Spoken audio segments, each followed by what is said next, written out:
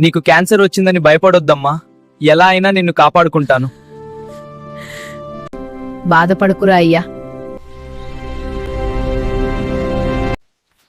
ఆ దేవుడికి నా ప్రార్థన ఎప్పటికీ అర్థం కాదు.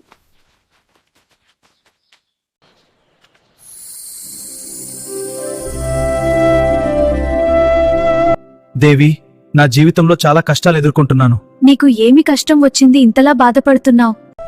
అందర్నీ నమ్మి మోసపోయాను. చివరికి ఇలా మిగిలిపోయాను. నా తల్లి ఆరోగ్యం బాలేదు. ఏం చేయాలో తెలియని స్థితిలో ఉన్నాను. ఎప్పటికైనా నువ్వు కరుణిస్తావని ఎదురు చూస్తున్నాను.